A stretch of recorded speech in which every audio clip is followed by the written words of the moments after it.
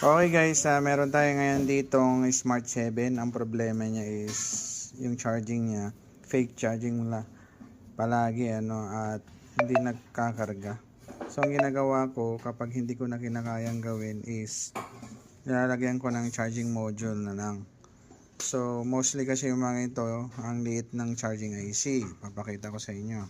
Ayan yung kanyang charging IC BN35. So maliit na siya doon. So pag binababad, laging nasisira yan, and pagpalitan mo masisira ulit. So pinapalitan ko na lang ng charging module. Parehas din yan sa mga tablet na ganito. Ang liliit ng mga charging IC nito tingnan mo ngayon is 1.4 ampere, 1.3, which is okay na yan sa charging. Kasi dati is 0.5 lang, 0.5 ampere. So hindi siya naglalaman.